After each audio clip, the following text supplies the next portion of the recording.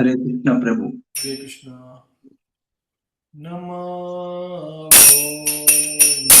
विष्णुपदाय कृष्णकृष्णाय भूतले श्रीमते भक्तिवेदान्त स्वामी इति नामिने। नमस्ते सरस्वती देवी गौरवाणी प्रचारिणे निर्विशेषा शून्यवादिनी अशतादिशतारिणे। जय श्री कृष्ण चैतन्य प्रभु नित्यानंद श्री अद्वैत गदाधर शिवासादि गौर भक्तवृंद। जय श्री कृष्ण चैतन्य प्रभु नित्यानंद श्री अद्वैत गदाधर शिवासादि गौर भक्तवृंद। जय गौर नित्यानंद। हरे कृष्ण कृष्ण कृष्ण हरे हरे हरे राम राम राम हरे हरे। हरे कृष्ण कृष्ण कृष्ण हरे हरे हरे राम राम राम हरे हरे। हरे कृष्ण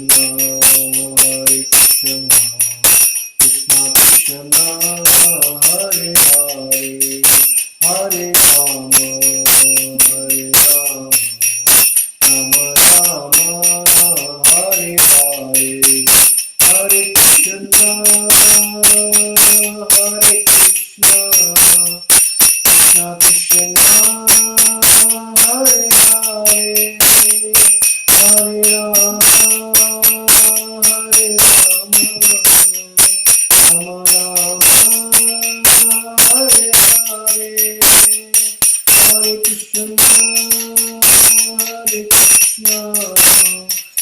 कृष्ण हरे हरे हरे राम राम हरे हरे। हरे कृष्ण कृष्ण कृष्ण हरे हरे हरे राम राम राम हरे हरे। हरे कृष्ण कृष्ण कृष्ण हरे हरे हरे राम राम राम हरे हरे। हरे कृष्ण कृष्ण कृष्ण हरे हरे हरे राम राम राम हरे हरे।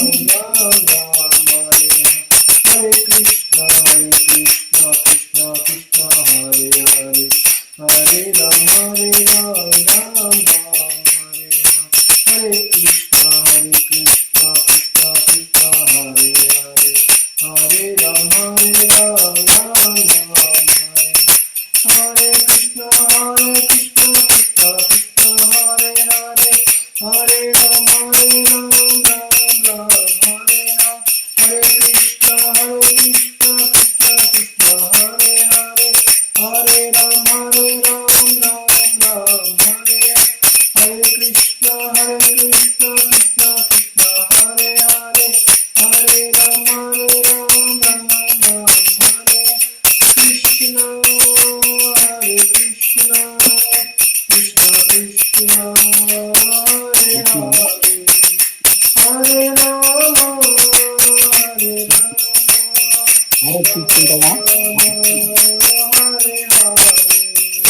जय प्रभु पदा जय प्रभु पदा जय श्रीपदा जय प्रभु पदा जय गुरुदेव जय गुरुदेव जय गुरुदेव जय गौर हरि बोल हरि बोल हरि बोल जय गौर हरि बोल।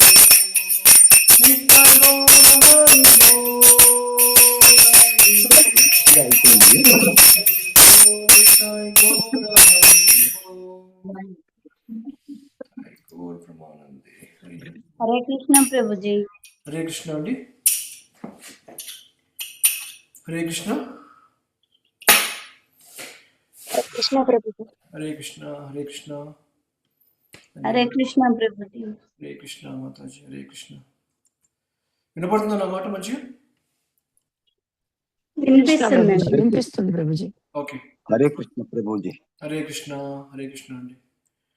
కృష్ణ. ఓకే, సో మనము చివరి ప్రవచనంలో 12వ అధ్యాయాన్ని కంప్లీట్ చేసుకున్నాం. మనం 12వ అధ్యాయంలో ముఖ్యంగా ఏ విధంగా శ్రవణము ద్వారా భగవంతుని యొక్క సాంగత్యాన్ని ఏ విధంగా పొందాలి అనే విషయం గురించి మనము 12వ అధ్యాయం మొత్తం చెప్పుకున్నాం ఇక్కడ. ఎందుకంటే శ్రవణము ద్వారా మాత్రమే ఈ జ్ఞానాన్ని తెలుసుకోగలుగుతాము. ఎప్పుడైతే ఈ జ్ఞానాన్ని తెలుసుకుంటామో, ఆ జ్ఞానాన్ని ఎప్పుడైతే మన జీవితంలో అవలంబిస్తామో అప్పుడు భగవంతుడితోని సాంగత్యాన్ని కూడా పొందుతామని చెప్పాము ఇక్కడ, రైట్? సో కాబట్టి భగవంతుడితోని సాంగత్యం అందరూ పొందవచ్చు ఇక్కడ. ఎవరు కూడా భగవంతుడు ఎవరైనా భక్తి చేసినప్పుడు ఎక్కడ కూడా మనము ఇప్పుడు శాస్త్రాల్లో కానీ రామాయణం, మహాభారతం, భాగవతం ఎక్కడైనా సరే భగవంతుడు తనకి భక్తి చేసిన భక్తులను ఏ రోజు కూడా దూరంగా పెట్టలేదు ఇక్కడ. ఆయన ఎప్పుడప్పుడు భక్తవత్సలుడు, భగవంతుడు ఎప్పుడైనా సరే భక్తవత్సలుడు అని చెప్పేసి అంటాం. అంటే అర్థం ఏంటి ఇక్కడ మనకి? ఎవరైతే భక్తి చేస్తున్నారో ఆయనకి వాళ్ళ యొక్క ప్రేమతోని ఆయన లొంగిపోతాడు అన్నమాట ఇక్కడ. అది భక్తి యొక్క గొప్పతనం ఇక్కడ. ఎంతో మంది భక్తులు ఆ విధంగా భగవంతునికి భక్తి చేసేసి ఆయన్ని కొనేసుకున్నారు చెప్పాలంటే ఇక్కడ. ఒక విధంగా ఇప్పుడు ఈ యొక్క వామనుడి యొక్క అవతారంలో వచ్చేసి బలి మహారాజ్ దగ్గర ఏమడిగారు? 3 అడుగుల నేల అడిగాడు ఇక్కడ. 3 అడుగుల నేల అడిగినప్పుడు బలి మహారాజు వెనక ఆలోచించకుండా వాళ్ళ గురువు గారు శుక్రాచార్యుడు ఎవరైతే ఉంటున్నారో అతను చెప్పాడు క్లియర్గా, నువ్వు ఇస్తున్నది ఎవరికో కాదు, విష్ణుమూర్తికి ఇక్కడ, నువ్వు ఇవ్వకూడదు అని చెప్పేసి అన్నాడు అనమాట ఇక్కడ. కానీ బలి మహారాజు వెనక్కిపోలేదు తన మాట మీద. నేను ఆల్రెడీ మాట ఇచ్చేసాను ఇక్కడ, నేను చేసేస్తానని చెప్పేసి అన్నాడు ఇక్కడ. ఆ విధంగా ఆ 2 అడుగులతో ఏం చేస్తాడు? వామనుడు మొత్తాన్ని ఆక్రమించేస్తాడు. ఒక అడుగుతోని ఈ విశ్వాన్ని ఆక్రమించాడు, ఇంకొక అడుగుతోటి మిగతా లోకాలన్నింటినీ కూడా ఆక్రమించాడు ఇక్కడ. 3వ అడుగు ఎక్కడ పెట్టాలో తెలియనప్పుడు ఏం చెప్పాడు బలి మహారాజు? నా నెత్తిని మీద పెట్టమని చెప్పేసి అన్నాడు ఆయన. అప్పుడు ఆయన ఏం చేశాడు? దానితోని పాతాళానికి తొక్కేశాడు బలి మహారాజుని తన యొక్క అడుగుతోటి ఇక్కడ. అలా చేశాడు కదా అని చెప్పేసి భగవంతుడు అక్కడితోని వెళ్ళిపోలేదు ఇక్కడ. తర్వాత ఏం చేశాడు ఆయన? పాతాళంలో బలి మహారాజుని ఒక చక్రవర్తిగా స్థాపించేసి, ఒక రాజుగా స్థాపించేసి, అక్కడ బలి మహారాజు యొక్క రాజ్యంలో భగవంతుడు ఏమైపోయాడు? తన యొక్క గేటు బయటలో ఒక కాపలదారుడిగా ఉండిపోయాడు అనమాట. అంటే ఇక్కడ ఎవరైనా లోపలికి వెళ్ళాలి అనుకుంటే భగవంతుని పర్మిషన్ తీసుకొని లోపలికి వెళ్ళిపోవాలి ఇక్కడ. చూడండి ఎంతగా దిగజారిపోయేసి భగవంతుడు అక్కడ ఒక భక్తుల్ని సేవించడం కోసం ఎంతగా తను ఈ యొక్క వాత్సల్యాన్ని చూపించాడో మనం ఇక్కడ అర్థం చేసుకోవచ్చు అనమాట ఇక్కడ. అంటే ఇక్కడ మనకి భక్తి ద్వారా అందరూ కూడా భగవంతుని సాంగత్యాన్ని పొందవచ్చు ఇక్కడ మనకి. బట్ ఆ భక్తి ఎలా చేయాలి అనే దాని గురించి మనం విని తెలుసుకోవాలి ఇక్కడ. విని తెలుసుకొని మన జీవితంలో కూడా అవలంబించాలి ఇక్కడ. దానికి కావాల్సింది ముఖ్యమైనది ఏంటి? ఇక్కడ సాధు సంఘం అనేది చాలా చాలా ఇంపార్టెంట్ ఇక్కడ. ఈ భక్తుల యొక్క సాంగత్యం ఉంటేనే అది ఎలా చేయాలి అనే విషయం గురించి మనకు తెలుస్తుంది ఇక్కడ. లేకపోతే అది సాధ్యమయ్యే విషయం కాదు ఇక్కడ మనం. కాబట్టి అందుకని చెప్పారు, సతాం ప్రసాంగాన్ మమవీర్య సంవిదో భవంతి హృత్కర్ణ రసాయన కథ. సో మన యొక్క సాధు సాంగత్యంలో ఎప్పుడైతే భగవంతుని యొక్క లీలల గురించి వింటామో అప్పుడు ఏమైపోతాయి? మన చెవులు, మన యొక్క హృదయం అంతా కూడా ఏమైపోతుంది? పరిపూర్ణమైపోతాయి అన్నమాట. ఇది ఒక రసాయనం లాగా పనిచేస్తుంది ఇక్కడ. అంతేమైపోతుంది? మనము పావర్గం నుంచి అపవర్గం వైపు వెళ్ళిపోతాము. అంటే బాధతో కూడుకున్న ఈ యొక్క ప్రపంచం ఏదైతే ఉంటుందో దీని నుంచి మనం ఏమైపోతాం? ముక్తి మార్గం వైపు పయనిస్తాం అన్నమాట ఇక్కడ. అప్పుడు ఏమైపోతుంది? భగవంతుని జీవితంలో శ్రద్ధ, రతిర్, భక్తి అనుక్రమిష్యతి. భగవంతుడు ఏమిస్తాడు? ఒక నమ్మకాన్ని కలిగిస్తాడు. శ్రద్ధ అంటే నమ్మకం, ఫెయిత్. ఆ నమ్మకం అనేది చాలా చాలా ఇంపార్టెంట్ ఇక్కడ. భక్తిలో నమ్మకం లేదనుకోండి మనము ఎక్కువగా అభివృద్ధి సాధించలేము ఇక్కడ. భౌతికమైన వాటి విషయంలో ఇంతకుముందు చాలా చర్చించుకున్నాం ఇదే విషయాన్ని కూడా. భౌతికమైన వాటి విషయంలో ఏదైతే మనకు శాశ్వతంగా మనతో పాటు రాదో వాటి మీద చాలా శ్రద్ధ పెట్టి చేస్తుంటాం ఇక్కడ. కానీ భక్తి విషయము, భక్తి మన జన్మలకి మనతో పాటు వస్తుందని చెప్పారు ఇక్కడ. దాని పట్ల మన అనురక్తి మాత్రం మనం పెంచుకోలేకపోతున్నాం అనమాట. ఆ శ్రద్ధ అనేది ఇంకా పూర్తి రాలేదు ఇక్కడ మనకి. అందుకని ఏం చెప్పారు ఇక్కడ మనకి? ఎప్పుడైతే మనకి ఇది వస్తుందో మనకి నిజమైన భక్తి జీవితం అనేది అప్పుడు మొదలవుతుందనే విషయం గురించి కూడా ఈ యొక్క 12వ అధ్యాయంలో చెప్పుకున్నాం ఇక్కడ. కాబట్టి ఎవరైతే ఈ విధంగా భక్తుల సాంగత్యంలో భగవంతుని యొక్క జ్ఞానాన్ని ఎప్పుడైతే వింటారో అప్పుడు ఏమైపోతుంది, ఈ లోకంలో పరలోకంలో పరలోకంలో మనకి ఏమైపోతుంది, ఆ యొక్క ఆనందించాలి అనే ఒక భావన ఏదైతే ఉంటుందో మన నుంచి వెళ్ళిపోతుంది అనమాట ఇక్కడ. ఎందుకు, భగవంతుని యొక్క సాంగత్యాన్ని తీసుకొని ఆయన గురించి ఎప్పుడు చింతిస్తూ వెళ్ళిపోతున్నాం కాబట్టి ఇక్కడ. కాకపోతే ఈ భక్తి యోగం అనేది చాలా సులభమైన పద్ధతి. ఇక్కడ ఎవరైతే భక్తి యోగంలో స్థిరంగా నిలబడిపోతారో అప్పుడే వాళ్ళ యొక్క మనస్సుని ఆధీనం చేసుకునే అవకాశం కూడా కలుగుతుందని చెప్పేసి కూడా ఇక్కడ చెప్పుకున్నాం ఇక్కడ, రైట్. సో ఆ విధంగా ఎందుకు భక్తుల యొక్క సాంగత్యంలో భగవంతుని యొక్క లీలను ఎలా వినాలి, మనము ఎలా వినేసి మనలో కృష్ణ చైతన్యాన్ని ఏ విధంగా పెంపొందించుకోవాలి, ఈ త్రిగుణాల నుంచి ఏ విధంగా దూరంగా వెళ్ళిపోవాలి. ఇక్కడ ఈ త్రిగుణాలే అన్నిటికీ కారణం. ఇక్కడ ప్రపంచంలో ఉన్న వాళ్ళందరూ కూడా సత్వగుణం, రజోగుణం, తమో గుణంలో ఉండేసి ఏం చేస్తున్నారు, భక్తి నెలకొల్పలేకపోతున్నారు వాళ్ళ జీవితంలో. కానీ ఎప్పుడైతే ఈ త్రిగుణాలు అధిగమించి వెళ్ళిపోతామో అప్పుడు మనలో కృష్ణ చైతన్యం అనేది స్టార్ట్ అయిపోతుంది. అప్పుడు జ్ఞానం కూడా వచ్చేస్తుంది. వైరాగ్యంతో కూడిన జ్ఞానాన్ని పెంపొందించుకుంటాం ఇక్కడ మనము. అంతేకాదు మన యొక్క మనస్సు అనేది పూర్తిగా ఈ భక్తి యోగంలో కూడా స్థిరపడిపోతుందని చెప్పేసి అన్నారు ఇక్కడ మనకి. అప్పుడు ఏమైపోతుంది, భగవంతుణ్ణి ఇంకో జన్మకి వెళ్ళిపోవాల్సిన అవసరం లేదు, ఈ జన్మలోనే భగవంతుని యొక్క సాంగత్యాన్ని మనం పొందవచ్చు ఇక్కడ. అది భక్తి యోగం యొక్క గొప్పతనం ఇక్కడ. ముక్తి మనం పోయాల్సింది ముక్తి మార్గం వైపు. అంటే ముక్తి పొందడం అంటే ఏంటి, ఇక్కడ ఈ భౌతిక దేహాన్ని వదిలిపెట్టేసి ఆధ్యాత్మిక దేహంలోకి వెళ్ళిపోవడం ముక్తి మార్గం. కానీ ఇక్కడ ఈ అధ్యాయంలో ఏం చెప్పాడు కపిల భగవానుడు, ఈ లోకంలో ఉన్నప్పుడే ఇప్పుడు నాతోని సాంగత్యాన్ని పొందవచ్చు అని చెప్పేసి కూడా చెప్పారు ఇక్కడ. కాబట్టి అది అంతా కూడా ఏంటి, మన యొక్క శ్రద్ధ పైన, మనం చేసే భక్తి పైన ఆధారపడి ఉంటుందని చెప్పేసి కూడా మనం ఇక్కడ అర్థం చేసుకోవాలి ఇక్కడ మనకి. కాబట్టి దీంట్లో ముఖ్యమైన విషయం ఏంటి, ఇక్కడ శ్రవణం అనేది చాలా చాలా ఇంపార్టెంట్ పద్ధతి ఇక్కడ. మనం ఏదైతే మనం శ్రవణం చేస్తామో అప్పుడే మనము ఈ యొక్క జ్ఞానాన్ని తెలుసుకునే అవకాశం కలిగిపోతుంది ఇక్కడ. కాబట్టి భగవంతుడు ఏం చెప్తున్నారు ఇక్కడ, మనం అందరం కూడా ఈ భౌతిక లోకంలో ఒక జైలు అనే ఒక లోకంలో ఉండిపోయాం ఇక్కడ. మనకి భౌతిక దేహాన్ని తీసుకొని ఉండిపోతున్నాం ఇక్కడ. కాకపోతే ఏమైపోయింది, ఇవన్నీ చేంజ్ అయిపోతున్నాయి అన్నమాట ఇక్కడ మనకి. అంటే ఇక్కడ ఒక ప్రిజన్ నుంచి ఇంకో ప్రిజన్కి, ఒక జైలు నుంచి ఇంకో జైలుకి తరలిస్తున్నారు వాడిని ఇక్కడ. వాడు మాత్రం బయటికి రావట్టాడు అనమాట ఇక్కడ. మనమంతే, ఈ జైలు వదిలిపెట్టామనుకోండి ఇంకో జన్మ తీసుకొని ఇంకో జైలుకి వెళ్ళిపోతాం. ఆ జైలు ఆ కష్టాలను మాత్రం ఏం మారిపోవట్లేవు ఇక్కడ. ఈ జైలుకి వెళ్ళినా ఆ జైలుకి వెళ్ళినా కానీ శిక్ష అనేది ఒకటే విధంగా ఉంటుంది ఇక్కడ. అదేవిధంగా ఈ భౌతిక జగత్తులో ఇప్పుడు జన్మ, ఈ మానవ జన్మ తీసుకున్నా కానీ, ఇంకో జన్మ తీసుకున్నా కానీ, ఇంకో జన్మ తీసుకున్నా కానీ, ఈవెన్ దేవతల యొక్క జన్మ తీసుకున్నా కానీ ఈ కష్టాలు అనేది తప్పనిసరిగా ఉంటాయి ఇక్కడ మనకి. కాకపోతే మనల్ని ఏం చెప్తున్నారు ఇక్కడ, ఈ భౌతిక జన్మని పూర్తిగా వదిలిపెట్టేసి ఆధ్యాత్మిక దేహాన్ని తీసుకొని ఏమంటున్నారు ఇక్కడ, నా యొక్క భగవద్ధామానికి వచ్చేయమని చెప్పేసి భగవంతుడు చెప్తున్నాడు ఇక్కడ మనకి. కాబట్టి మనం ఈ భక్తి యోగం ద్వారా ఈ అవకాశాన్ని అందిపుచ్చుకోవాలి ఇక్కడ మనకి. ఏదైతే మనకు వచ్చిన అవకాశం ఏదైతే ఉంటుందో భక్తుల సాంగత్యంలో, దీన్ని వదిలిపెట్టుకోవద్దు ఇక్కడ. ఇది మనకి టాప్ ప్రయారిటీ మన జీవితంలో. భక్తి అనేది ఫస్ట్ ప్రయారిటీ అనమాట. మిగతా అన్ని భక్తితో పాటు మనం చేసుకుంటూ వెళ్ళిపోవాలి ఇక్కడ మనకి. కాబట్టి మనం వినాలి, మన జీవితాన్ని కూడా సక్సెస్ఫుల్గా, అంటే మన విజయంగా మనం చేసుకొని వెళ్ళిపోయినట్టయితే ఏమైపోతుంది, ఇంకా ముందుకు వెళ్ళే అవకాశం కూడా కలుగుతుంది ఇక్కడ. అది ఈ 12వ అధ్యాయం ద్వారా మనం చెప్పుకున్నాం ఇక్కడ, రైట్. 13వ అధ్యాయంలోకి వెళ్ళే ముందు మనము మంగళశారం చెప్పుకొని క్లాస్లోకి వెళ్ళిపోదాం, ఓకేనా.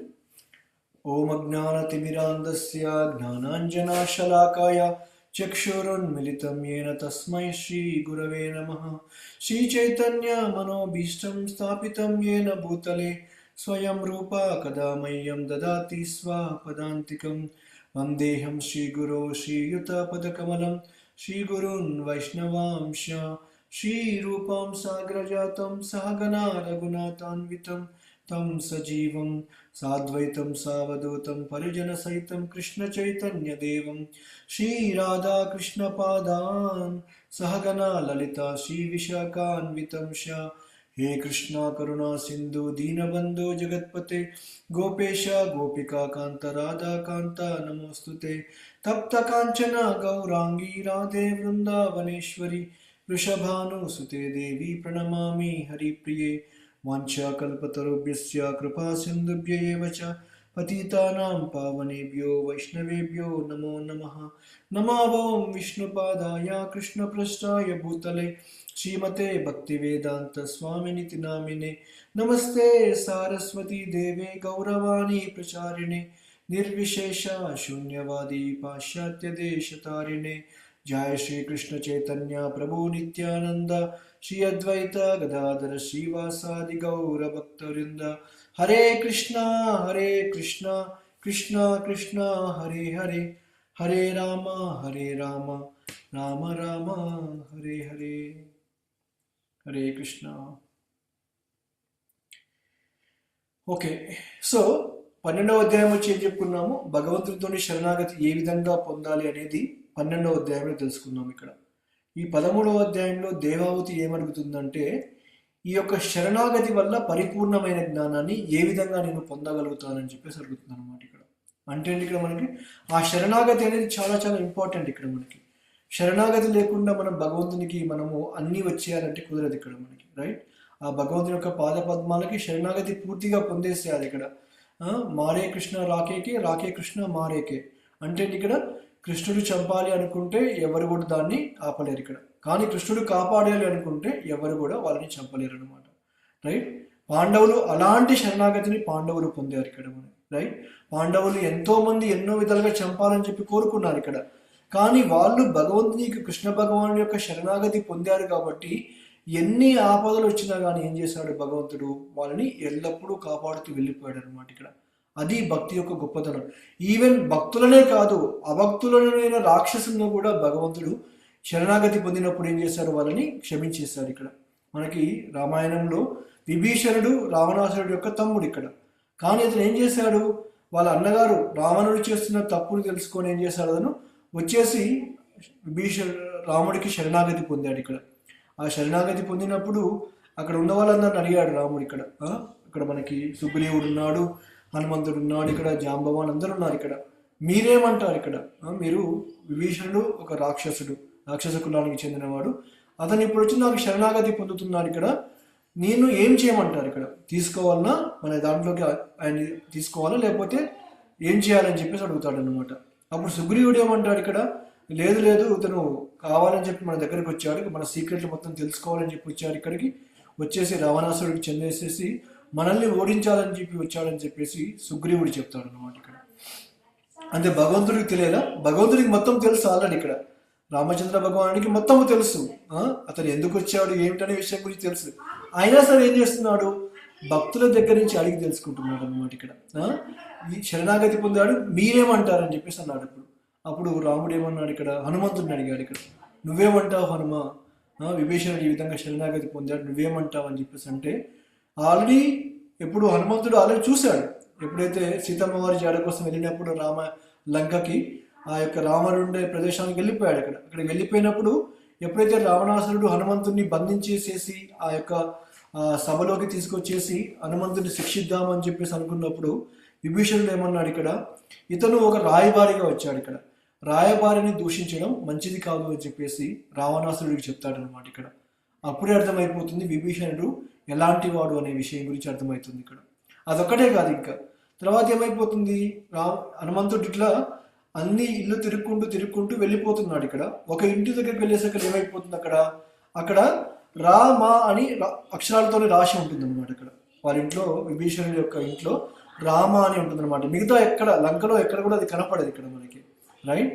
సో అప్పుడు ఆ రామ అనే పదం చూసేసి అందరూ కూడా ఏం చెప్తారు, ఇక్కడ రావణాసుడికి కంప్లైంట్ చేస్తారనమాట. ఇక్కడ నువ్వేంది నా శత్రుడు యొక్క పేరు ఎందుకు రాసుకున్నావు నీ ఇంటి మీద అని చెప్పేసి విభీషణుడు అడిగినప్పుడు ఏం చెప్తాడు, ఈ రామ అంటే రామచంద్ర భగవానుడు కాదు, రా అంటే రావణ, మా అంటే మండోదరి అని చెప్పేసి అంటాడు అనమాట. ఇక్కడ అప్పుడు హనుమంతుడు ఏం చేస్తాడు, ఇక్కడ ఆ లంకను మొత్తాన్ని తగలబెట్టినప్పుడు ఒక విభీషణుని యొక్క ఇల్లు తప్ప మిగతా ఇల్లులన్నీ కూడా వదిలిపెట్టేశాడు అనమాట. ఇక్కడ రైట్, అప్పుడు అర్థమైపోయింది విభీషణుడు ఎంత రామభక్తుడు అనే విషయం గురించి హనుమంతుడు ఆల్రెడీ చూసేశాడు. ఇక్కడ అప్పుడు రామచంద్ర భగవానుడితో చెప్పాడు అనమాట. ఇక్కడ లేదు ఇతను నిజంగా మీకు శరణాగతి పొంది వచ్చాడు, ఇక్కడ ఇతన్ని మన దగ్గరికి తీసుకోవాలని చెప్పేసి అన్నాడు అనమాట. ఇక్కడ అప్పుడు వెంటనే రామచంద్ర భగవానుడు ఏమంటాడు, ఎస్, నా శత్రువు నాకు వచ్చి శరణాగతి పొందితే అయినా సరే నేను అంగీకరిస్తానని చెప్పేసాను. విభీషణుడే కాదు, ఈవెన్ రావణుడు వచ్చేసి నాకు తప్పైపోయింది, నన్ను క్షమించండి స్వామి అని చెప్పి సీతను నాకు తిరిగి ఇచ్చేస్తే రావణాసురుడు కూడా నేను క్షమించేస్తానని చెప్పేసి అన్నాడు అనమాట. ఇక్కడ అది భగవంతునికి శరణాగతి పొందితే కలిగే లాభం ఏంటో దీన్ని బట్టి మనం అర్థం చేసుకోవచ్చు. ఇక్కడ ఓన్లీ భక్తులనే కాదు, రాక్షసుల్ని కూడా శరణాగతి పొందినప్పుడు భగవంతుడు క్షమించేసి వాళ్ళని తన పక్కన చేర్చుకున్నాడు అనమాట. ఇక్కడ రైట్, సో కాబట్టి దీన్ని బట్టి మనం అర్థం చేసుకోవాల్సింది ఏంటంటే భక్తిలో శరణాగతి అనేది చాలా చాలా ఇంపార్టెంట్ ఇక్కడ మనకి. ఈ శరణాగతి లేకుండా మనం భక్తి చేసామనుకోండి ఏమైపోతుంది, మన భక్తిని సరిగ్గా అవలంబించలేము. ఎందుకు, మనలో ఇంకా ఎక్కడో సందేహం ఉంది, భగవంతుడు అంటే ఇంకెక్కడో సందేహం ఉంది ఇక్కడ మనకి, ఇది నిజమేనా కాదా భక్తి అనే ఒక భావన ఇంకెక్కడో ఉండిపోయింది. కాబట్టి ఏమైపోయింది, పూర్తిగా భగవంతుడి మీద ఆధారపడి మన జీవితాన్ని జీవించలేకపోతున్నాం ఇక్కడ, రైట్. బట్ అవన్నీ మనకు అవసరం లేదు. ఇక్కడ భగవంతుడే నాకు పూర్తి శరణాగతి. ఏది అయినా సరే, అది కష్టమైనా సరే సుఖమైనా సరే ఏదైనా సరే భగవంతుని యొక్క నిర్ణయమే అని చెప్పేసి మనం భావించాలన్నమాట ఇక్కడ. మీ జీవితంలో భక్తి స్టార్ట్ చేసిన తర్వాత చాలా మీరు కూడా చూసే ఉంటారు ఇక్కడ. నా జీవితంలో చాలాసార్లు జరిగినాయి ఇక్కడ. ఆల్మోస్ట్ 2 సార్లు నేను మరణం దగ్గరికి వెళ్ళాను ఇక్కడ. కానీ భగవంతుడు చివరి క్షణంలో నన్ను కాపాడాడు ఇక్కడ. అంటే ఇక్కడ భగవంతుడు తను తలుచుకుంటే ఎలాంటి స్థితిలో నుంచైనా సరే మనల్ని బయటపడేసే అవకాశం కలిగిపోతుంది అన్నమాట ఇక్కడ మనకి, రైట్. ఇంకోటి నిన్ననే జరిగింది మా ఇంట్లో చెప్పాలని ఎగ్జాంపుల్. మామూలుగా ఏంటి ఇక్కడ ఇండియాలో అంటే మనకి ట్యాప్ ఓపెన్ చేసామనుకోండి, టాయిలెట్ ట్యాంక్ పగిలినా కానీ వాటర్ని డ్రైనేజ్లోకి వెళ్ళిపోతాయి. ఇక్కడ అట్లా కాదనమాట. ఇక్కడ ఏమైనా డ్యామేజ్ అయితే ఏమైపోతుంది, ఇల్లంతా ఫ్లడ్ అయిపోతుంది ఇక్కడ మనకి, రైట్. నిన్న మేము సండే ఫిష్కి వెళ్దామని రెడీ అవుతున్నాం ఇక్కడ. రెడీ అవుతున్నప్పుడు ఏమైపోయింది ఇక్కడ, అది ఒక 10 minutes అయితే వెళ్ళిపోయేవాళ్ళం గుడికి. ఇంకా వెళ్ళిపోయే ముందు ఏమైపోయింది ఇక్కడ, ఆ టాయిలెట్ ట్యాంక్ అసలు పగిలిపోయేసి బాత్రూమ్ నిండా నీళ్ళు వచ్చేస్తాయి ఇక్కడ. మేము ఇంట్లో ఉన్నాం కాబట్టి ఏమైపోయింది, వెంటనే నీళ్ళు ఆపేసేసి అప్పటికప్పుడు దాన్ని ఆపేసామన్నమాట, నీళ్ళు మొత్తం లేకుండా. అదే మేము గుడికి వెళ్ళిపోయి ఉంటాం అనుకోండి, మొత్తం మా అపార్ట్మెంట్ యూనిట్ మొత్తం కూడా మునిగిపోయేది మొత్తం అంతా కూడా. అంటే భగవంతుడు ఏదో ఒక విధంగా మనల్ని కాపాడుతుంటాడు అనమాట. అది ఎలాంటి సిచ్యువేషన్ అయినా కావచ్చు ఇక్కడ మనకి, అది భక్తి పరంగా కావచ్చు, వేరే పరంగా కావచ్చు, ఎన్నో విధాలుగా మనం భగవంతునికి యొక్క హస్తం అనేది మన జీవితంలో ఉంటుంది క్లియర్గా ఇక్కడ మనకి, రైట్. అప్పుడు అనిపించింది అనమాట ఇక్కడ, అరే నిజంగా ఒకసారి ఆలోచించుకుంటే ఇంకా ఒకసారి అలా అది అయిందనుకోండి ఇక్కడ మనం ఊహించలేము. ఇక్కడ చాలా డ్యామేజ్ మామూలుగా జరగదు, ఇక్కడ అంత పెద్ద డ్యామేజ్ అయిపోతుంది అనమాట ఇక్కడ. బట్ ఆ సమయానికి మేము ఇంట్లో ఉన్నాము, మళ్ళీ అదే సమయానికి పరిస్థితి రావడం ఇక్కడ మాకు దగ్గరుండి అప్పుడు వెంటనే ఆపేయడం ఇవన్నీ జరిగిపోయింది. కాబట్టి పెద్ద డిజాస్టర్ ఆగిపోయింది అనమాట ఇక్కడ. అంటే నేను పూర్తిగా శరణాగతి పొందిన వాడిని వ్యక్తినే కాదు ఇక్కడ. బట్ అయినా సరే భక్తి చేస్తున్నప్పుడు ఇలాంటివి కొన్ని జరిగినప్పుడు ఏమైపోతుంది, ఇంకా నాలో ఆ భక్తి అనేది ఇంకెక్కువైపోతున్నాడు, భగవంతుని మీద నమ్మకం అనేది ఇంకా పెరిగిపోతుంది ఇక్కడ మనకి, రైట్. సో కాబట్టి ఈ విధంగా శరణాగతి అనేది భక్తిలో చాలా చాలా ఇంపార్టెంట్ అయిన విషయం అనమాట ఇక్కడ. దాని ద్వారా మనము ఈ పరిపూర్ణమైన జ్ఞానాన్ని పొందగలుగుతాము. భక్తిలో కూడా మనకి ఇంకా పురోగతి సాధించే అవకాశం కూడా కలుగుతుందని చెప్పేసి ఈ అధ్యాయం ద్వారా 13వ అధ్యాయంలో మనకు చెప్పబోతున్నారు అనమాట ఇక్కడ. దేవావతి అడుగుతుంది భగవంతుని ఇక్కడ, శరణాగతి ద్వారా నేను ఏ విధంగా పరిపూర్ణ జ్ఞానాన్ని పొందగలను అని చెప్పేసి దేవావతి అడుగుతుంది అనమాట ఇక్కడ. ఆమె ఏమడుగుతుంది ఇక్కడ, ఇంతసేపు కపిల భగవానుడు వివరించాడు ఇక్కడ, ఇప్పుడు దేవావతి మళ్ళీ ప్రశ్నిస్తుంది అనమాట ఇక్కడ. ఏ విధంగా అయితే భగవద్గీతలో కృష్ణుడు చెప్పిన తర్వాత అర్జునుడు ప్రశ్నించాడు కదా, అదే విధంగా ఇక్కడ ఆమె ఏమంటుంది ఇక్కడ మనకి 28వ శ్లోకంలో, దేవావతిర్వాచ కచిత్వయి ఉచిత భక్తి కృదృషి మమ గోచర యయా పదం తే నిర్వాణం అంజస నశ్వనాహం. ఇక్కడ ఏమంటుందంటే దేవావతి ఏమడుగుతుందంటే, నీ పాదపద్మముల సేవను నేను సులభముగాను శీఘ్రముగాను పొందుటకు ఏ విధముగా భక్తియుక్త సేవను వృద్ధి కావించుకోలను మరియు అభ్యసించవలను అని చెప్పేసి అడుగుతున్నాను ఇక్కడ, రైట్. ఆమె ఏమడుగుతుంది ఇక్కడ, నీ పాదపద్మాలకి ఇప్పుడు సేవించాలనుకుంటున్నాను ఇక్కడ. తన కొడుకు ఇక్కడ చెప్పాలంటే ఇక్కడ కపిల భగవానుడు ఎవరో కాదు, స్వయంగా దేవావతి యొక్క కొడుకు ఇక్కడ.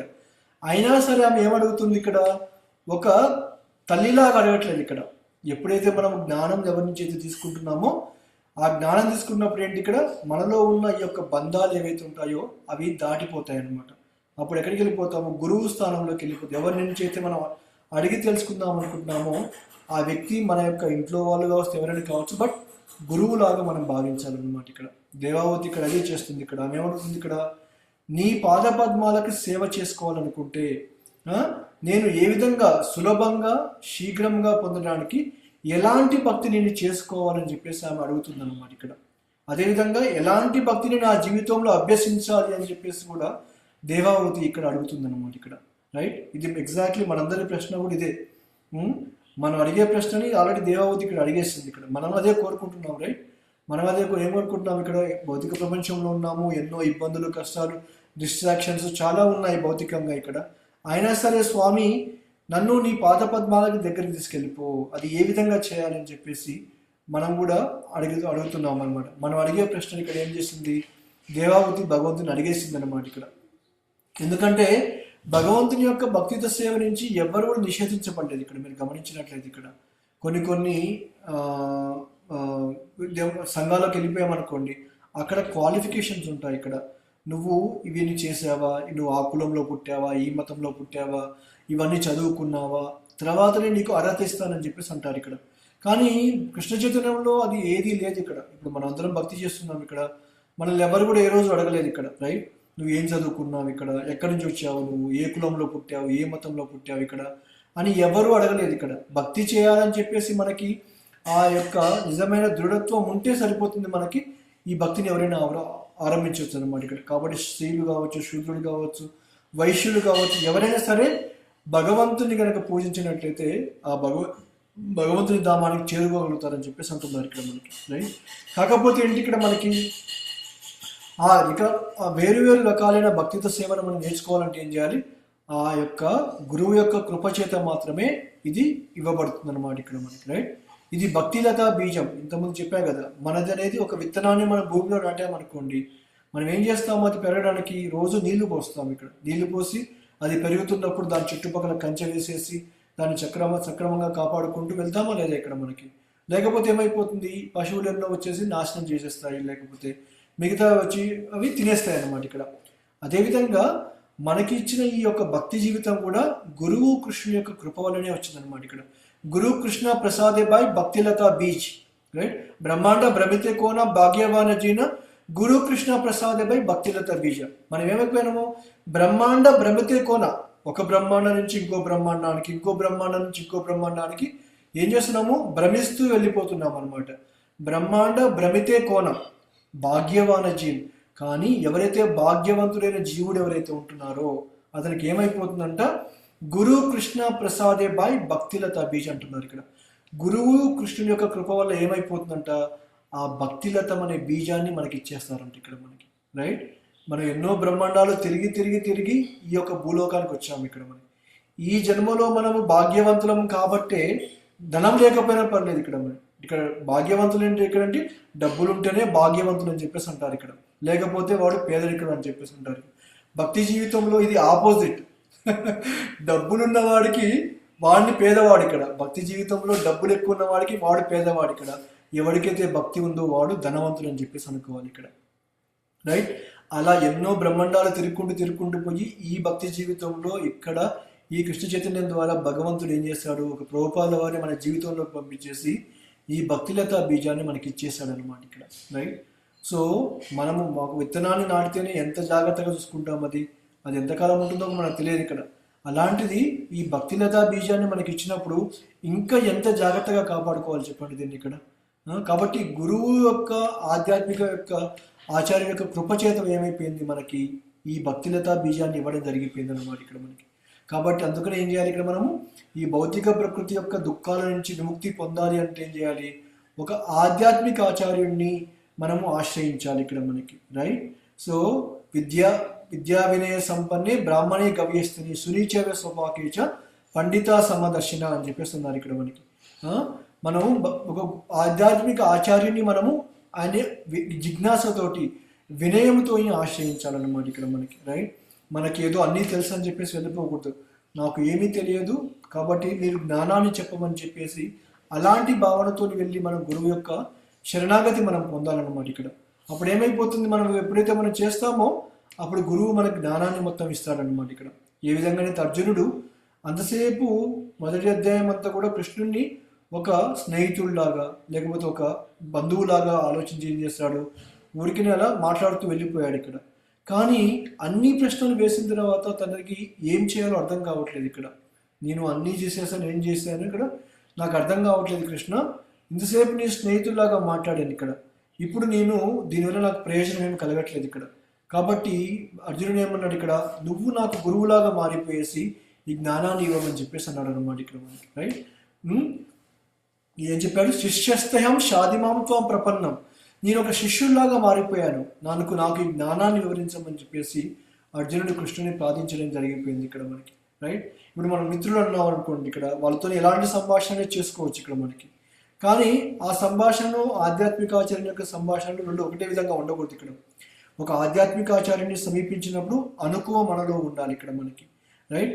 స్నేహితులు ఒక సమాన స్థాయిలో వ్యవహరిస్తారు ఇక్కడ, కానీ ఆధ్యాత్మిక ఆచార్యుని సమీపించడం అదే స్థాయిలో ఉండకూడదు ఇక్కడ మనకి. అందుకనే ఎవరైనా మహారాజులు కానీ ప్రభువులు కానీ ఎవరైనా వచ్చినప్పుడు వాళ్ళు మనం ఒకటే స్థితిలో ఉన్నామని చెప్పేసి అనుకోకూడదు. వాళ్ళు భక్తి చేస్తున్నారు, నేను భక్తి చేస్తున్నాను, నేను కృష్ణ చైతన్యంలో ఉన్నాను, వాళ్ళు ఉన్నారు అనే భావన మనకు ఉండకూడదు ఇక్కడ మనకి. ఎప్పుడైనా సరే అనుకువ అనేది మనలో ఉండాలి ఇక్కడ మనకి. ఇక్కడ వినయముతోటి వెళ్ళేసి ఎప్పుడైతే జ్ఞానాన్ని తీసుకోవాలని చెప్పేసి మనం భావిస్తామో అప్పుడు భగవంతుడు ఏం చేస్తాడు, వాళ్ళ హృదయంలో నుంచి ఈ యొక్క జ్ఞానాన్ని ప్రేరేపించేసి మనకి ఇవ్వడం కూడా జరిగిపోతుంది అనమాట ఇక్కడ. కాబట్టి సాధువుల యొక్క సాంగత్యాన్ని మనం తీసుకోవాలని ఆల్రెడీ చెప్పుకున్నాం ఇక్కడ. మనం ఎప్పుడైనా కలిసినప్పుడు వెళ్ళాలి, వాళ్ళ దగ్గర మాట్లాడాలి. ఏది మాట్లాడకపోయినా అట్లీస్ట్ మనం వెళ్ళి వాళ్ళకి ప్రణామాలు చేయడం కానీ, లేకపోతే కొద్దో గొప్ప గురుదక్షిణ ఏదో ఇవ్వడం కానీ మనం చేయాలన్నమాట ఇక్కడ, రైట్. ఎందుకంటే మన గృహస్థాశ్రమంలో మనకున్న ముఖ్యమైన నియమం ఏంటంటే సాధువుల్ని మనము చూసుకోవడమే గృహస్థుల యొక్క ముఖ్య ఉద్దేశం ఇక్కడ మనకి. ఇంతమందికి చెప్పాను కూడా మీకు. ఏంటి, ఒకప్పుడు ఊళ్ళల్లో మనం జీవిస్తున్నప్పుడు ఎంతోమంది ఇంట్లోకి వచ్చేసి సాధు వేషాలు వేసుకొని వచ్చేవాళ్ళు ఇక్కడ.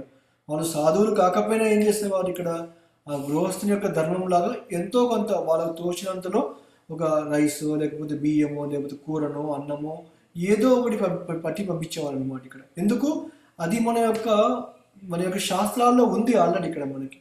కాబట్టి మనం కూడా ఏంటంటే ఎప్పుడైనా సరే ఎవరైనా ఆచార్యుల్ని లేకపోతే యొక్క ప్రభువుల్ని కానీ మనం మహారాజుని ఎప్పుడైనా ఆశ్రయించామనుకోండి, ఎంతో కొంత మనకు సహాయం చేయాలన్నమాట ఇక్కడ మనకి. మనం ఎంతో ఎంతో ఎంతో ఇవ్వాల్సిన అవసరం లేదు, కొద్దిపాటి సహాయమైనా అది చాలా గొప్పదన్నమాట ఇక్కడ మనకి. కాబట్టి ముందుగా వినయంతోనే ఆశ్రయించాలి, వాళ్ళ దగ్గర నుంచి జ్ఞానాన్ని అడిగి తెలుసుకోవాలి ఇక్కడ మనకి. కాబట్టి ఎప్పుడైతే ఈ యొక్క అర్జునుడు ఈ యొక్క సంబంధాన్ని ఎప్పుడైతే పక్కన పెట్టేశాడో, స్నేహితుడిని బంధువుని అనే సంబంధం ఎప్పుడైతే పెట్టాడో అప్పుడు కృష్ణుడు ఏం చేశాడు, ఈ జ్ఞానాన్ని ఇవ్వడం మొదలుపెట్టాడు అనమాట ఇక్కడ. కాబట్టి మన శరణాగతి కూడా అలానే ఉండాలి ఇక్కడ. మనకు డబ్బులు ఉండొచ్చు, పేరు ఉండొచ్చు, పదవులు ఉండొచ్చు, లేకపోతే గొప్ప గొప్ప ఆస్తులు, కార్లు ఏవైనా ఉండవచ్చు ఇక్కడ మనకి. కానీ భక్తి మార్గంలో అవన్నీ కూడా సెకండరీ. మొట్టమొదటిది ఏంటిది, శరణాగతి అనేది ముఖ్యమైనది అనమాట ఇక్కడ మనకి. ఎన్నో జన్మలు ఎన్నో సంవత్సరాలు ఊహాగానాలు చేసినా కానీ ఈ యొక్క పరమ లక్ష్యాన్ని ఎవరు కూడా అర్థం చేసుకోలేకపోతున్నారు ఇక్కడ. అందుకని శాస్త్రాలన్నీ ఏం చెప్తున్నాయి, గురువు కోసం అన్వేషించమని చెప్తున్నాయి ఇక్కడ మనకి. అది కూడా ఒక ప్రామాణికమైన గురువు. ఎవరిని పడితే వాళ్ళని గురువులాగా అంగీకరించకూడదు ఇక్కడ మనకి, రైట్. ఒకసారి ఈ యొక్క ఒక మహాత్మా గాంధీ ఉన్నప్పుడు ఏమైపోయిందంటే ఈ యొక్క ఒక అమ్మాయి ఒక స్త్రీ అడిగింది అనమాట ఇక్కడ, మీ కళ్ళ ముందు అహింస అహింస అని చెప్పేసి మీరు పోరాడుతున్నారు కదా, మీ కళ్ళ ముందు ఏ స్త్రీకైనా అన్యాయం జరుగుతుంది, మీరు ఏం చేస్తారని చెప్పేసి అన్నాడు అనమాట ఇక్కడ. అప్పుడు మహాత్మా గాంధీ ఆయన ఏమన్నాడు ఇక్కడ, నేనేం చేస్తాను, నేను ఏం చేయలేదు, ఎందుకంటే నేను అహింస పాటిస్తున్నాను అని చెప్పేసి అన్నాడు ఇక్కడ. అది నిజంగా కాదు ఇక్కడ. ఏదైనా తప్పు జరుగుతున్నప్పుడు మన కళ్ళ ముందు ఆ ప్రశ్నించే భావం అనేది మనలో ఉండాలన్నమాట ఇక్కడ మనకి, రైట్. కాబట్టి ఈ విధంగా చెప్పాలంటే ఇక్కడ మనకి గురువుని, ప్రామాణికమైన గురువుని మాత్రమే ఆశ్రయించాలని చెప్పేసి మన శాస్త్రాలన్నీ మనకు చెప్తున్నాయి ఇక్కడ. అందుకనే గురువు అంటే ఏంటి ఇక్కడ మనకి బరువైన వాడు అనమాట. అందుకనే మనకి గురువు చెప్పే మాటలు ఏవైతే ఉంటాయో చాలా కఠినంగా కనపడవచ్చు ఇక్కడ మనకి. ఎందుకు, ఆయన అపారమైన జ్ఞానము కలిగి ఉన్నాడు కాబట్టి ఆ జ్ఞానము చేత ఏమైపోతుంది, ఆయన మాట్లాడే మాటలన్నీ బరువెక్కిపోతాయి అన్నమాట ఇక్కడ. ఆయన మాట్లాడిన ఒక్క మాట అయినా సరే చాలా బరువుగా మనకి తగులుతుంది ఇక్కడ మనకి. అది మన భౌతిక జీవితాన్ని కుదిపేస్తుంది అనమాట ఇక్కడ. ఎందుకు, అది ఆ కుదిపేయడం మంచిది మనకి. ఓకే, మనం అనుకోవద్దు ఇక్కడ, అరే ఏంటి ఈయన ఇలా చెప్తున్నాడు ఇక్కడ, ఇది చాలా కష్టంగా ఉంది అని చెప్పేసి మనం భావించకూడదు ఇక్కడ మనకి, రైట్. ఆయన చెప్పేది తన కోసం చెప్పట్లేదు ఇక్కడ, మన బాగు కోసం చెప్తున్నాడు అనమాట ఇక్కడ. కాబట్టి గురువు చెప్పే మాటలు కొంచెం బరువుగా ఉన్నా కానీ మనం ఏం చేయాలి, వాటిని మనం అంగీకరించాలన్నమాట ఇక్కడ మనకి, రైట్. సో కాబట్టి ఎవరైనా సరే నాకే సర్వస్వం తెలుసు, నాకెవరూ బోధించలేరని చెప్పేసి ఎవరు కూడా భావించకూడదు ఇక్కడ మనకి. ఎందుకంటే ఆదేశాలు అనేది అవసరం అనేది అందరికీ ఉంటుంది ఇక్కడ మనకి. భౌతిక ప్రపంచంలో కూడా మనము ఎంతో మందిని ఎన్నో విషయాలు అడిగి తెలుసుకుంటున్నాం ఇక్కడ, రైట్. అది మనకు అవసరం ఉన్నా లేకపోయినా కానీ ఏదో విధంగా మాట్లాడేసి అది తీసుకోవాలని చెప్పి ప్రయత్నిస్తున్నాం ఇక్కడ, రైట్. బట్ అది తాత్కాలికమైనది. మనం ఎంత అడిగినా ఎంత చేసినా కానీ తాత్కాలికంగా ఉంటుంది. శాశ్వతమైన జ్ఞానం గురించి మాత్రము నాకు అవసరం లేదంటారు ఇక్కడ. నాకు గురువు చెప్పే మాటలు అవసరం లేదు, భక్తి అవసరం లేదు, ఇవేమీ అవసరం లేదు, జపం అవసరం లేదు, ఏమీ అవసరం లేదు అని చెప్పేసి భావిస్తారనమాట. అంటే అండి ఇక్కడ వాళ్ళకి దీని వెనకాల ఉన్న ఆ నిజమైన తత్వం అనేది వాళ్ళకి తెలియట్లేదు అనమాట. ఇక్కడ లాభం అనేది వాళ్ళకి తెలియట్లేదు. ఇక్కడ లాభం అంటే ధనంతోనే పోలుస్తున్నారు తప్పిస్తే ఇది ఆధ్యాత్మికమైన ధనం ఏదైతే ఉంటుందో మన అకౌంట్లో మనం ఏదైతే వేసుకుంటున్నామో దాని గురించి ఎవరు ఆలోచించట్లేదు ఇక్కడ. ఎందుకు ఆ ధనం అనేది జన్మజన్మలకు మనతో పాటు వస్తుంది ఇక్కడ మనకి. అందుకనే మనం ఎంతగా శరణాగతి తీసుకొని మనం భగవంతునికి భక్తి చేసుకుంటూ వెళ్ళిపోతామో భగవంతుడు అంత తొందరగా ఏం చేస్తాడు, మనకు కూడా దగ్గరికి చేరువవుతుంటాడు అనమాట. భగవంతుడు మనకు కనపడకపోవచ్చు, రైట్, మన జీవితంలో మన కళ్ళ ముందు కనపడకపోవచ్చు, కానీ మన జీవితంలో జరిగే ఏవైతే విషయాలు ఏవైతే ఉన్నాయో దాన్ని బట్టి మనం అర్థం చేసుకోవచ్చు భగవంతుని యొక్క హస్తం అనేది నా జీవితంలో ఉంది అని చెప్పేసి తెలుసుకోవచ్చు అనమాట ఇక్కడ. ఎందుకు ఎంతో ఎంతో కృప మనకు వచ్చేస్తుంది అనమాట. మనకంత అర్హత లేకపోయినా కానీ భగవంతుడు ఏం చేస్తాడు, దాన్ని ఏదో విధంగా యాడ్ చేస్తూ ఉంటాడు అనమాట మనకి. కాబట్టి అందుకనే ఒకప్పుడు మన యొక్క వైదిక పద్ధతిలో ఏం చేసేవాళ్ళు, పిల్లలందరినీ గురుకులానికి పంపించేవాళ్ళు. అక్కడ ఎవరిని కూడా భేదం లేకుండా చూసేవాళ్ళు. ఇక్కడ చిన్నప్పుడు కూడా ఇప్పుడు స్కూళ్ళల్లో కూడా ఏం చేసేవాళ్ళు, అందరికీ ఒకటే యూనిఫామ్ ఇచ్చేవాళ్ళు. ఇక్కడ ఎందుకు ఒకటే యూనిఫామ్ ఇచ్చేవాళ్ళు ఇక్కడ, ఎందుకంటే ఎవరిని కూడా తారతమ్యం లేకుండా చూడడానికి. ఇక్కడ వాడు ధనికుడైన కుటుంబం కావచ్చు, పేదవాడు కావచ్చు, మధ్యతరగతి వాడు కావచ్చు, ఎలాంటి వంశానికి లేకపోతే ఎలాంటి మతానికి చెందిన వాడని కావచ్చు ఇక్కడ. కానీ స్కూల్లో ఒకటే యూనిఫామ్ ఏంటంటే ఇక్కడ అందరూ ఒకటే అని చెప్పడానికి దాని యొక్క అర్థం ఇక్కడ మనకి. కాబట్టి అందుకనే ఒకప్పుడు గురుకులంలో ఏం చేసేవాళ్ళు, పిల్లలందరూ కూడా గురువుని సేవించుకునే వాళ్ళు. ఇక్కడ ఆయన చెప్పేదాన్ని వినేసేసి ఆ బ్రహ్మచారి ధర్మాన్ని పాటించేసి గృహస్థాశ్రమంలోకి వెళ్ళేసి ఒక జీవితం అనేది ఒక పద్ధతిగా కొనసాగుతుంది వెళ్ళిపోయేది ఇక్కడ మనకి. స్వయంగా భగవంతుడే గురుకులానికి వెళ్ళాడు, శ్రీకృష్ణ భగవానుడు గురుకులానికి వెళ్ళాడు. ఇక్కడ సాందీపని ముడి దగ్గర జాయిన్ అయిపోయేసి అక్కడ ఆయనకి సేవ చేసుకుంటూ ఆయన మొత్తం ఆయన ఏదైతే చెప్పాడో అవన్నీ స్వయంగా చేసి చూపెట్టాడు శ్రీకృష్ణ భగవానుడు. రామచంద్రుడు కూడా మనకి ఈ యొక్క వ్యాసమోహిని లేకపోతే వాళ్ళని కూడా వశిష్ఠుని కూడా ఆశ్రయించేసి వాళ్ళ దగ్గర నుంచి కూడా వాళ్ళు ఏది చెప్తే అది చేశాడు ఇక్కడ వాళ్ళకి. నైట్ పూట యొక్క వశిష్ఠుడు పడుకున్నప్పుడు ఆయన ఏం చేశాడు, ఆయన కాళ్ళకి ఆయనకి మసాజ్ చేసేవాడు, ఇవన్నీ చేసేవాడు ఇక్కడ. అంటే ఇక్కడ అర్థం ఇక్కడ భగవంతుడు స్వయంగా తన జీవితంలో ఆచరించి చూపించాడు అనమాట. దాన్ని బట్టి మనం కూడా ఏంటి ఇక్కడ ఒక గురువుని సమీపించినప్పుడు మనకు కూడా ఎలాంటి భావన ఉండాలి, ఆయనకి ఎలా సేవ చేసుకోవాలి, మనం ఏ విధంగా ఆయనతో మాట్లాడాలి, ఇవన్నీ విషయాలు కూడా భగవంతుడు తన జీవితం ద్వారా మనకు నేర్పిస్తున్నాడు అనమాట. ఇక్కడ చైతన్య మహాప్రభువు కూడా సన్యాసాన్ని తీసుకొని ఆయన ఈ యొక్క ఎప్పుడు కూడా మహామంత్రాన్ని జపించుకుంటూ వెళ్ళిపోయేది ఇక్కడ. కానీ అప్పట్లో ఉన్న ఒక మాయావాద సన్యాసి అయిన ప్రకాశానంద సరస్వతి అనే వ్యక్తి ఏం చేశాడు, నువ్వేంటి ఇక్కడ, నువ్వు ఒక సన్యాసి అంటే వేదాంతాన్ని పఠించాలి, ఇక్కడ అందరికీ జ్ఞానాన్ని ఇవ్వాలని చెప్పేసి, కానీ నువ్వేంటి ఇక్కడ కీర్తన చేస్తున్నావు, నృత్యం చేస్తున్నావు, ఎందుకు ఇలా చేస్తున్నావు అని చెప్పేసి చైతన్య మహాప్రభుని ప్రశ్నించాడు అనమాట. అప్పుడు చైతన్య మహాప్రభు ఏం సమాధానం ఇచ్చాడంటే, నిజానికి నేను గొప్ప పండితుడిని కాదు ఇక్కడ. ఎవరు చెప్తున్నారు ఇక్కడ, భగవంతుడే చెప్తున్నాడు స్వయంగా ఇక్కడ. నేను గొప్ప పండితుడిని కాదు ఇక్కడ, నేను ఒక మూర్ఖుణ్ణి, నేను వేదాంత సూత్రాలను పాటించలేనని చెప్పేసి మా గురువు గారు నాకు చెప్పారు ఇక్కడ.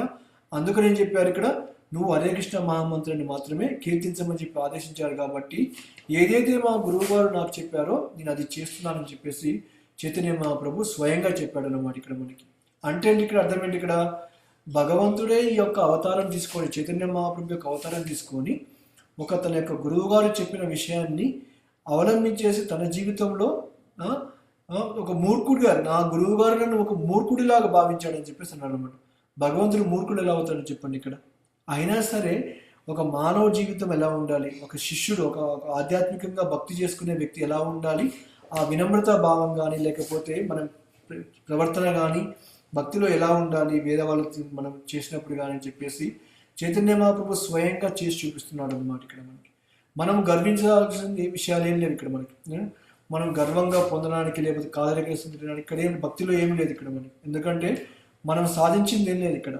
మనము ప్రభుపాద వారి శిష్యులతో పోల్చుకుంటే, ప్రభుపాద వారితో పోలిస్తే మనం ఎక్కడున్నాం చెప్పండి, ఎక్కడో ఒక చిన్న ఊర్లో లేకపోతే ఒక చిన్న ఇంట్లో మనము ఏదో భక్తి చేసుకుంటూ వెళ్ళిపోతున్నాం ఇక్కడ. అది కూడా వేరే వాళ్ళు ఇచ్చింది తీసుకొని మరీ చేసుకుంటూ వెళ్ళిపోతున్నాం ఇక్కడ.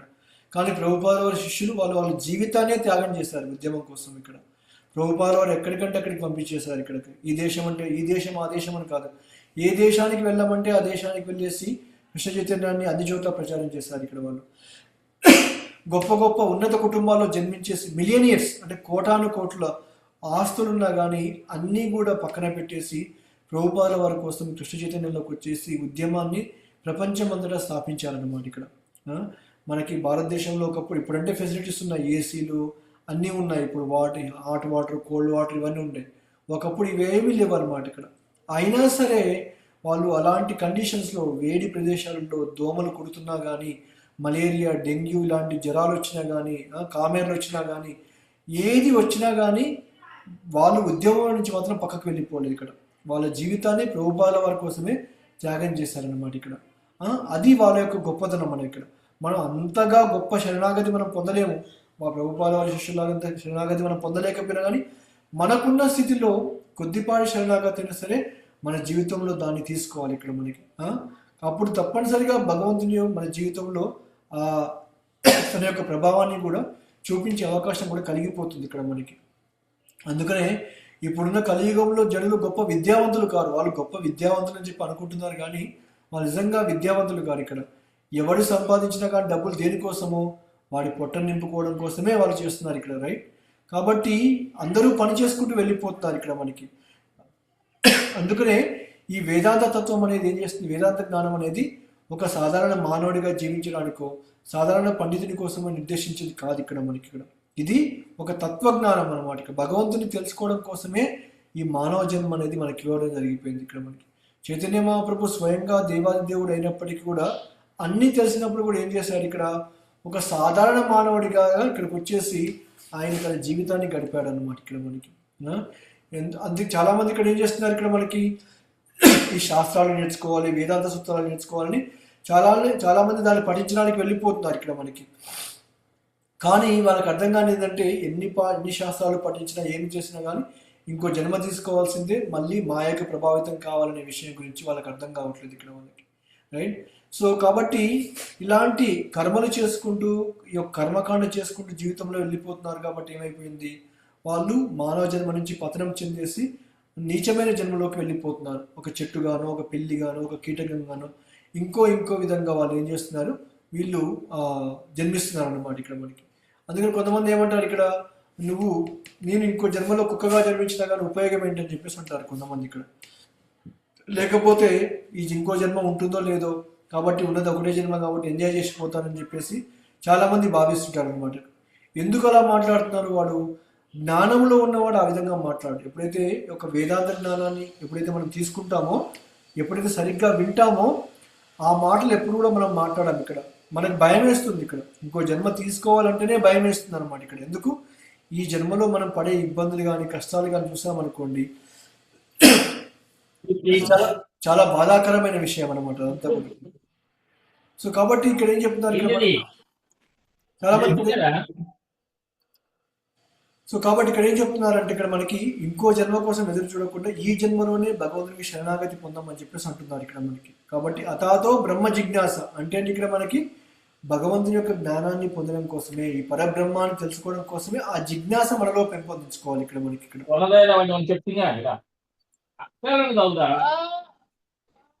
లింగయ్య గారు నేను మ్యూట్ చేస్తున్నాను మిమ్మల్ని.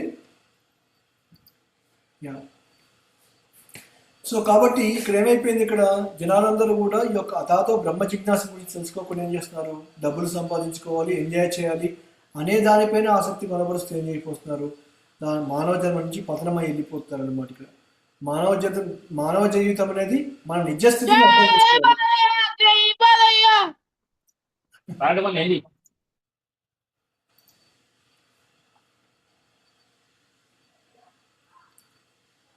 సో ఇక్కడ ఏం చెప్తున్నారంటే మన మానవ జీవితం ఉన్నది మన నిజమైన స్థితిని అర్థం చేసుకోవడానికి అనమాట. ఇక్కడ దానికోసమే మానవ జన్మ ఉద్దేశించబడింది ఇక్కడ మనకి.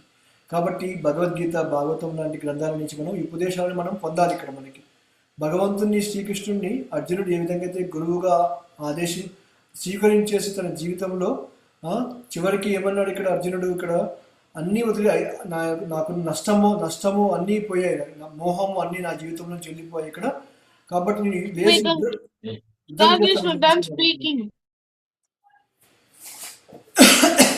సో లింగయ్య గారు నేను మ్యూట్ చేస్తున్నాను, ఓకేనా? యా. సో కాబట్టి ఇక్కడ ఏం చెప్తున్నారంటే అర్జునుడు ఏ విధంగా అయితే భగవంతుని శరణాగతి పొందేసి తన జీవితంలో చివరికి లేచి యుద్ధం ఏ విధంగా అయితే చేయడం జరిగిపోయిందో మనం కూడా ఏంటి ఇక్కడ ఒక గురువుని ఆశ్రయించాలి. ఇక్కడ గురువుని ఆశ్రయించుకొని ఏం చేయాలి, మనము గురువు చెప్పిన మాటలు ఏవైతే ఉన్నాయో ఆ జ్ఞానాన్ని మనలో స్వీకరించేసి ఆ శరణాగతి మార్గం వైపు మనం కూడా ప్రయత్నించాలన్నమాట ఇక్కడ మనకి, రైట్. కాబట్టి ఇక్కడ ఏం చెప్తున్నాడు, గురువు అనే వ్యక్తి ఎవరు, స్వయంగా భగవంతుని యొక్క ప్రతినిధి. ఇక్కడ మనకి భగవంతుని చూసే అదృష్టం మనకు లేదు ఇక్కడ మనకి, భగవంతునితో మాట్లాడే అదృష్టం కూడా మనకు లేదు ఇక్కడ. కాబట్టి భగవంతుడు ఏం చేస్తాడు, ఒక గురువు ద్వారా మన జీవితంలోకి ఒక వ్యక్తిని పంపించాడన్నమాట ఇక్కడ మనకి. ఆ విధంగా కూడా మనకి అర్థం చేసుకోవాల్సింది, భగవంతుడు చాలా కరుణామయుడు. ఎందుకంటే మనము గురువుని ఆశ్రయించాలని చెప్పి మన జీవితంలో లేకపోయినా కానీ భగవంతుడు స్వయంగా మనకి జీవితంలో ఒక గురువుని పంపిస్తున్నాడు అన్నమాట ఇక్కడ మనకి, రైట్.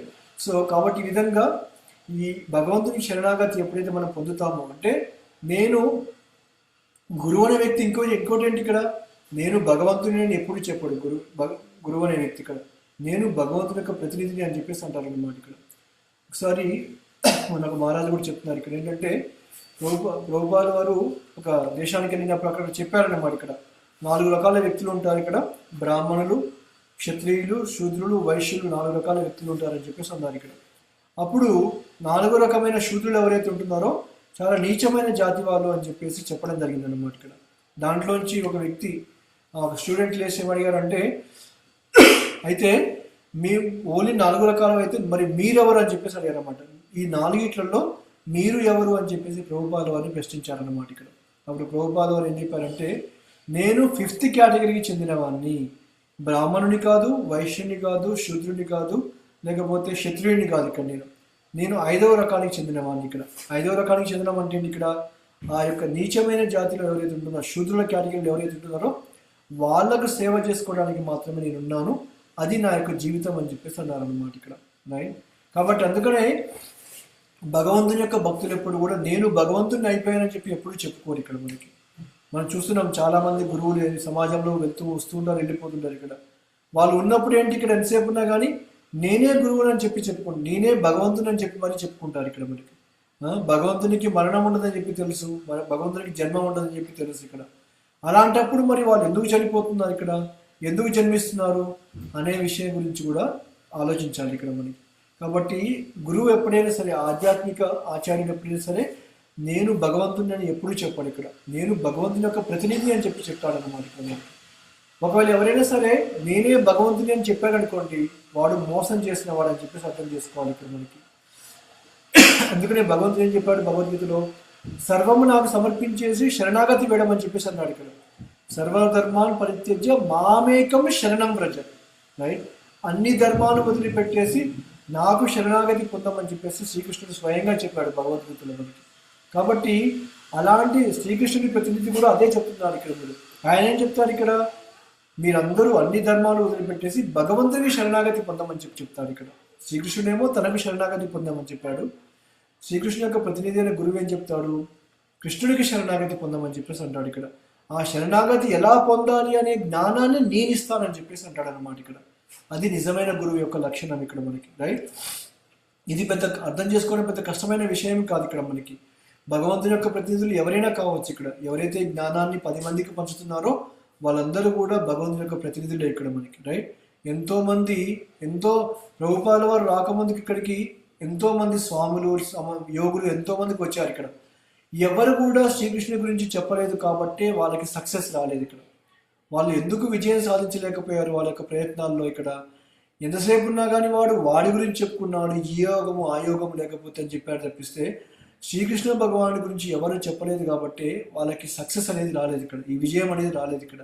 కానీ ప్రభుపాద వారు ఏం చేశారు, యోగము ఆ యోగం లేదు, ఓన్లీ భక్తి యోగము, అది కూడా శ్రీకృష్ణ భగవాను గురించి మాత్రమే చెప్పాడు అనమాట ఇక్కడ మనకి వాళ్ళు. కాబట్టి అందుకనే ఏమైపోయింది, ఈ కృష్ణ చైతన్య ఉద్యమం అనేది ప్రపంచమంతటా ఇప్పుడు స్థాపించడం అనేది జరిగిపోయింది ఇక్కడ మనకి. సో అది ప్రభుపాద వారి యొక్క గొప్పతనం మనం ఇక్కడ, రైట్. సో అందుకనే ప్రభుపాద వారు ఎప్పుడు మాట్లాడినా ఏమి చెప్పినా కానీ ఏం చెప్పాడు ఇక్కడ, ఈ యొక్క ఉద్యమం పేరు కూడా కృష్ణ చైతన్య ఉద్యమం ఇక్కడ. ఎప్పుడైతే ఈ యొక్క ఉద్యమాన్ని స్థాపించారో 60 సంవత్సరాల క్రితం ప్రభుపాద వారు ఈ కృష్ణ చైతన్య ఉద్యమ సంఘాన్ని స్థాపించారు ఇక్కడ.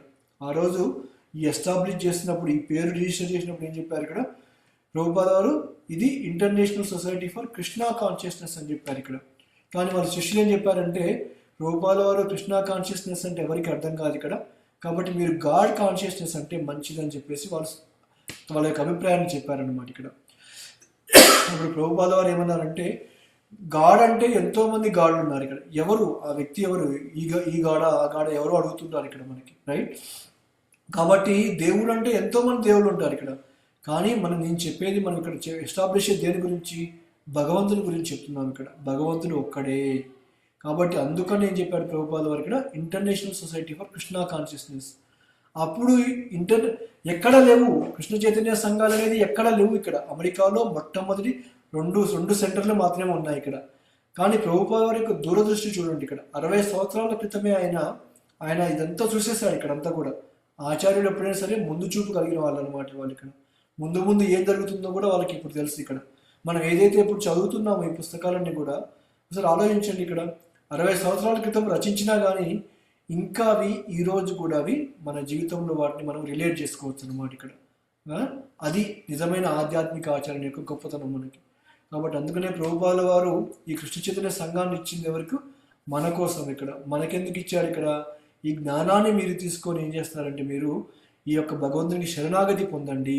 ఆ శరణాగతి ఎలా పొందాలి అనే విషయం గురించి కూడా చెప్పారు ఇక్కడ. 4 నియమాలు పాటించుకుంటూ, రోజు ఈ యొక్క మహామంత్రాన్ని జపం చేసుకుంటూ, శ్రవణం చేసుకుంటూ, భగవంతునికి సేవ చేసుకుంటూ కనుక మనము ఈ భక్తి జీవితంలో కనుక ముందుకెళ్ళినట్లయితే మన శరణాగతి పొందినట్లే ఇక్కడ మనకి. మనం ఏదో గొప్పగా అన్నో త్యజించేసి ఏవో చేయాల్సిన అవసరం లేదు ఇక్కడ.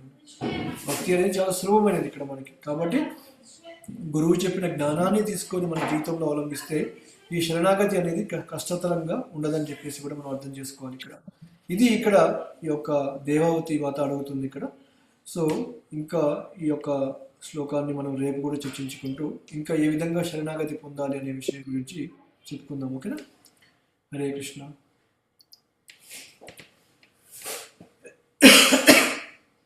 అర్థమైందా? ఏ క్వశ్చన్స్, కామెంట్స్?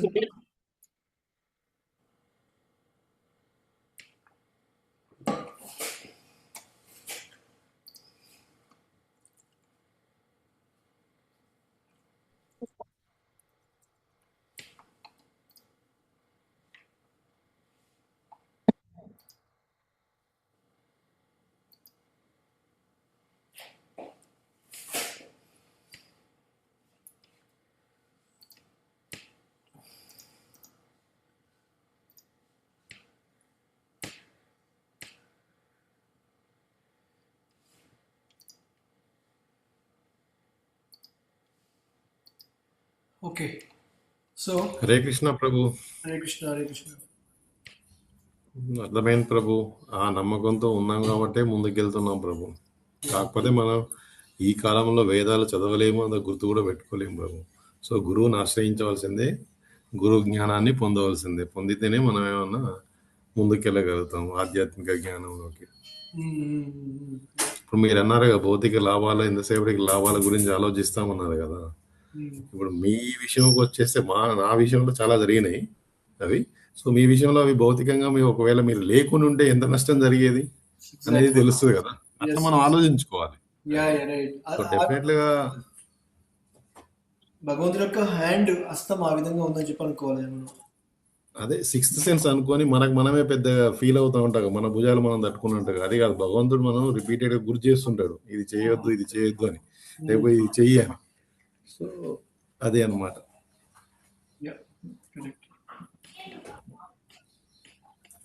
మనకే అర్థమైపోతుంది మెల్లమెల్లగా అది భక్తి చేస్తున్నప్పుడు మన జీవితంలో జరిగే సంఘటనలు ఏవైతే ఉంటాయో దాన్ని బట్టి మనకి అర్థమైపోతుంది అనమాట. ఎస్, నిజంగా అవి సంఘటనలు జరుగుతూనే ఉన్నాయి మనకు జీవితంలో. ప్రతి ఒక్కరు ఇప్పుడు మన దాంట్లో ఉన్నటువంటి ఈ మాతాలు కానీ ప్రభువులు కానీ అందరి జీవితంలో ఉన్నారు కాబట్టి మనం ఈ దీంట్లో ఉన్నాం, సత్సంగంలో.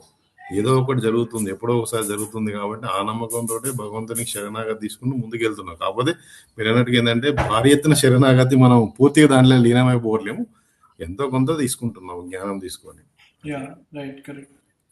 సో ఆ జ్ఞానం తీసుకోకపోతే ఎక్కువ రోజులు ఉండలేము ప్రభు. ఏదో వస్తాము, ఏదో చూస్తాము, ఇదంతా ఏదో ఉందలే, ఇది అంత కష్టంగా అనిపించేసి మనం దానిలోంచి వేరే దారికి వెళ్ళిపోతాం. పరిగెట్టి చేయాల్సిన అవసరం లేదు ఇక్కడ మనకి. యా అంటారు కదా, పరిగెత్తి పాలు తాగే బదులు నిలబడి నీళ్ళు తాగమంటారు కదా అలా.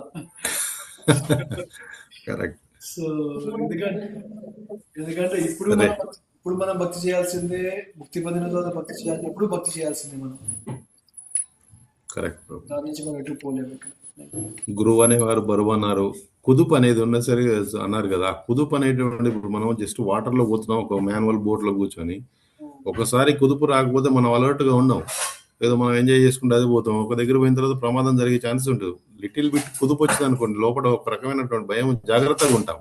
Yeah. సో అలాగే గురువు కూడా మనల్ని అలా బరువుగా భావించి మనం ఆ విధంగా మనం జ్ఞానాన్ని తీసుకుంటే ఆధ్యాత్మికంగా మనం ముందుకెళ్ళవచ్చు అనేది బాగా చెప్పారు. థ్యాంక్ యూ ప్రభు. హరే కృష్ణ.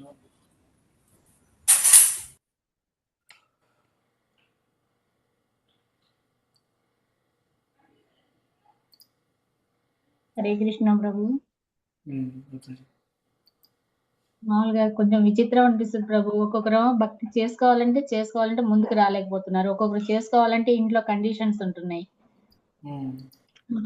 ఇప్పుడు ముందు ఈ పని చూడు, తర్వాత భక్తి చేసుకుందు గాని అని అట్లాంటివి కూడా ఉంటున్నాయి కదా ప్రభు. అట్లా ఎందుకు అసలు? ఎందుకంటే మనం చేసిన కర్మకి మనకి భగవంతుడు అలాంటి సిచ్యువేషన్ క్రియేట్ చేశాడు అనమాట ఇక్కడ. సో అందుకని మనం ఎక్కడైతే ఉన్నామో అక్కడే ఉండి భక్తి చేయమని చెప్పేసి భగవంతుడు చెప్పాడు ఇక్కడ. ఇప్పుడు నా గృహస్థాశ్రమంలో కష్టాలు వచ్చాయి ఇక్కడ కాబట్టి నేను దీన్ని వదిలేసేసి ఎవరి నుంచి లేకుండా వెళ్ళి ఫ్రీగా భక్తి చేసుకుందామని చెప్పేసి అనుకున్నాం అనుకోండి, అక్కడికి వెళ్ళాక అసలు చేయలేము కావచ్చు. ఇక్కడ మనకి ఇక్కడ చుట్టుపక్కల ఎన్ని కఠినమైన పరిస్థితులు ఉన్నాయి కాబట్టి దాన్ని చూసి భక్తి చేయగలుగుతున్నాము. అవి లేవనుకోండి ఏమైపోతుంది, మన మనస్సు ఇప్పుడు ఫ్రీ బర్డ్ అయిపోతుంది అనమాట. ఫ్రీ అయిపోయి ఏమైపోతుంది, ఇప్పుడు నీ ఇష్టం వచ్చినట్టు నువ్వు చేసుకోవచ్చు. ఇక్కడ నేను ఎవరు ఆపేవాళ్ళు లేరు, ఇక్కడ ఏమైనా ఎంజాయ్ చేసుకోమని చెప్పేసి అంటుంది అనమాట ఇక్కడ. సో కాబట్టి ఏదైతే పరిస్థితిని భగవంతుడు మనకు కల్పించాడో అక్కడే భక్తి చేసుకోవాలి ఇక్కడ మనకి. దాన్ని మనం మార్చాలని చెప్పి మనం ప్రయత్నించినా కానీ అది సాధ్యమయ్యే విషయం కాదు ఇక్కడ. ఎందుకు, భగవంతుని యొక్క ప్లాన్ అలా ఉందన్నమాట ఇక్కడ మనకి. దాన్ని మనం మార్చలేము ఇక్కడ. అదే ఇప్పుడు చేసే పని మంచి పనే కదా ప్రభు. అయినా ఇంట్లో కొన్ని కండిషన్స్ ఉంటున్నాయి అంటే ఇప్పుడు హస్బెండ్ ద్వారా అయినా కొందరికి ఉంటాయి కదా, అలాంటివి కూడా కలిగించకుండా ఉండొచ్చు కదా కృష్ణయ్య. మరి మనం మీకు ఎగ్జాంపుల్ చెప్పా కదా, పాకిస్తాన్ లో డివోటీస్ ఎగ్జాంపుల్ చెప్పానా మీకు? ఒకసారి వాళ్ళతో పోల్చుకోండి మీరు. సో అలాంటి పరిస్థితిలో మనం ఉన్నామా? లేము. వాళ్ళ పరిస్థితిలో మనం లేవు ఇక్కడ. ఆ విషయం తెలిస్తేనే వాళ్ళకి ఏమైపోతుంది, వాళ్ళని చంపేస్తాడు. కానీ మనకు అలాంటి చంపేసే పరిస్థితిలో మనమైతే లేవు ఇక్కడ. కాబట్టి వాళ్ళతో పోల్చుకుంటే మనం చాలా ఉన్నతమైన స్థితిలో ఉన్నట్లే మనం ఇక్కడ. ప్రభు ఎస్ ప్రభు. కానీ అదే కొన్ని కొందరు చెప్తుంది అట్లా, అసలు అట్లా కూడా ఎందుకు ఇప్పుడు చేసే పని ఇంట్లో ఎంత మంచి పని చేస్తుంటే ఎందుకు అంగీకరించరా అనిపిస్తుంది. అది ఇంతకుముందు జన్మలో ఏమైందో మనకి తెలియదు ఇక్కడ మనకి, రైట్? అందువల్ల సో ఇంతకుముందు జన్మలో మనం ఏం చేస్తామో, మనకు వాళ్ళు ఏం చేస్తారో మళ్ళీ తీసుకొచ్చి ఇక్కడ కనెక్షన్ పెట్టేస్తారు మళ్ళీ భగవంతుడు. సో కర్మ అనేది అర్థం చేసుకోవడం అంత సులభం కాదు మాతాజీ. కర్మ చాలా కష్టమైనది ఇక్కడ మనకి. అది ఎప్పుడు ఎలా వచ్చింది, ఎందుకు అక్కడ పెట్టబడ్డాము, ఎందుకు ఇలా స్థితిలో ఉన్నాం అనేది చాలా కష్టం అర్థం చేసుకోవడం. అదంతా అంగీకరిస్తున్నారంటే ఒక అదృష్టం అనుకోవాలి ప్రభు. Exactly, yes. మిమ్మల్ని భక్తి చేసుకోకుండా జపమాల గుర్తు చేసుకొని నైవేద్యం వండకుండా మిమ్మల్ని ఇంట్లో నుంచి బయటకు వెళ్ళేసి కొట్టిరనుకోండి, అది ప్రాబ్లం అనుకోవాలి. అదైతే లేదు కదా ఇక్కడ. సో హరే కృష్ణ. పద్మ మాతాజీ చాలా రోజులు జాయిన్ అయ్యారు. ఇప్పుడు కూడా నేను ఫోన్ చేశాను ప్రభు, లింక్ ఓపెన్ అవ్వట్లేదు అంటే మళ్ళీ పెట్టాను, ఇప్పుడు జాయిన్ అయ్యారు. Okay okay. వచ్చేసారు మీరు హైదరాబాద్కి? వచ్చింది ప్రభు, 2 days అయిందండి. Okay okay, nice. ఓకే అండి. సో రేపటి సత్సంగంలో ఇదే దాన్ని మనం కంటిన్యూ చేసుకుంటూ ముందుకు వెళ్ళిపోదాం. ఓకేనా? శరణాగతి గురించి ఇంకా మాట్లాడుకుందాం. హరే కృష్ణ. హరే కృష్ణ హరే కృష్ణ కృష్ణ కృష్ణ హరే హరే, హరే రామ రామ రామ హరే హరే. శీల ప్రభుపాద జై, అనంత కోటి వైష్ణవ బృంద కీ జై. ఓం తత్సత్. కృష్ణ పరబ్రహ్మ శ్రీ శరణాల విందాల. హరే కృష్ణ ప్రభు. హరే కృష్ణ మాత. హరే కృష్ణ హరే కృష్ణ ప్రభుజీ. హరే చెప్పండి కృష్ణ ప్రభుజీ, హరే కృష్ణ మాతాజీ. వినోద్ ప్రభు కుమార్ చెప్పండి హరే చెప్తాను కృష్ణ ప్రభుజీ. ఇవాళది హరే కృష్ణ. రికార్డింగ్ పెట్టరా? పంపిస్తాను, నేను పంపిస్తాను గ్రూప్ లో okay, thank you. Hare Krishna.